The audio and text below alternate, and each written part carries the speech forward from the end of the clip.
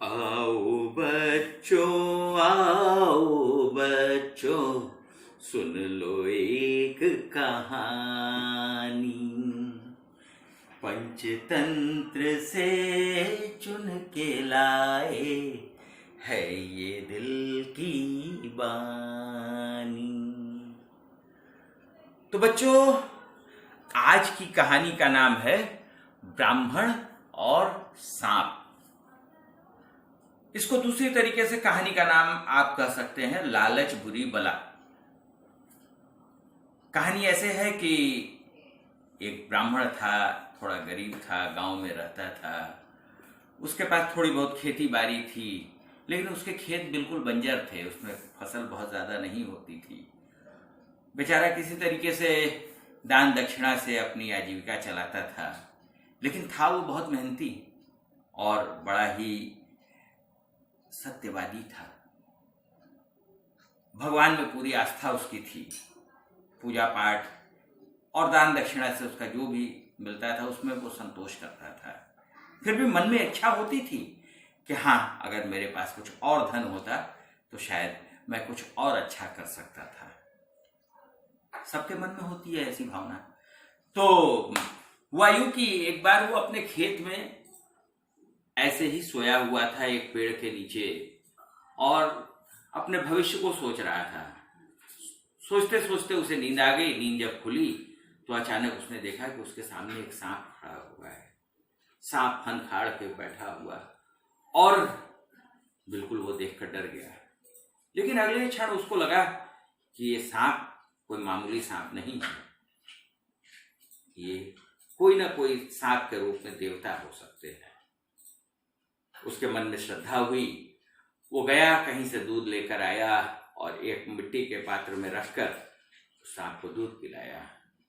मन में उसकी इच्छा हो रही थी कि अगर मुझे कुछ ये देवता आशीर्वाद दे दे तो उनकी बड़ी कृपा होगी। फिर भी वो घर चला गया। दूसरे दिन फिर वह जब घर से अपने खेत पर आया तो उसने देखा, अरे, जिस पात्र में उसने दूध पिलाया था उसमें एक सोने की मुहर रखी हुई थी। बड़ा खुश हुआ वो। उसे लगा कि ईश्वर ने उसके मन की इच्छा पूरी कर दी है। फिर क्या था, फिर दूसरे दिन उसने उस मिट्टी के पात्र को दूध से भर दिया। दूसरे दिन फिर सांप आया, फिर उसने दूध पिया और अगले दिन फिर एक मुहर मिल गई। अब ये सिलसिला चल निकला था।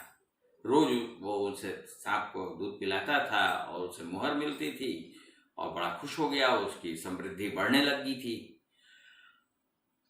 एक दिन उसे पूजा पाठ के सिलसिले में कहीं दूर शहर को जाना था।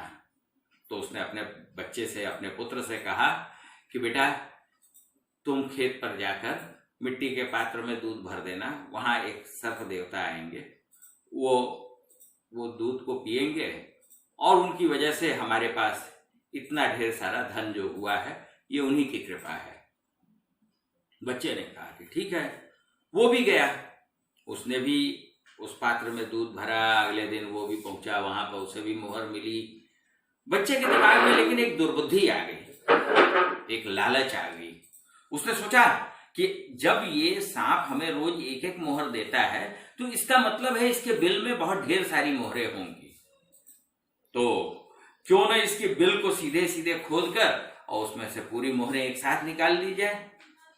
रोज रोज ये दूध पिलाने का झंझट कौन करेगा। तो उसने ऐसा ही किया। दूसरे दिन वो गया मोहर बिल को खोदने के लिए, लेकिन उसको डर लगा कि अंदर सांप बैठा हुआ है। तो उसने क्या कहा कि उस दिन दूध भरा वहां पर मिट्टी के पात्र में और जैसे ही सांप बाहर आया, एक डंडा वो अपने साथ लेके गया था, उसने सांप के ऊपर डंडे से वार कर दिया तो सांप इससे क्रोधित हो गया। क्रोधित होकर उसने उसे डस लिया। डसने से वो लड़का नहीं रहा। बच्चों, जब ब्राह्मण देवता वापस लौटे तो उन्हें ये देखकर बहुत दुख हुआ। उन्होंने अपने बच्चे को ही दोष देते हुए कहा कि उसने लालच की थी, इसलिए उसका अंत हुआ है। उन्होंने नाग देवता से माफी मांगी। बच्चों, कहानी तो यहीं तक की है, लेकिन इसकी सीख हमारे जिंदगी में आम जिंदगी में रोजमर्रा की है।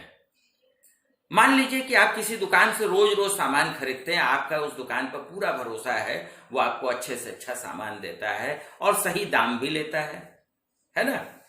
लेकिन एकाएक अचानक एक दिन उसने किया क्या कि आपने ढेर सारा सामान उससे उठाया, उसने सारा सामान आपको घटिया दिया, पैसा कहीं उससे ज्यादा लिया।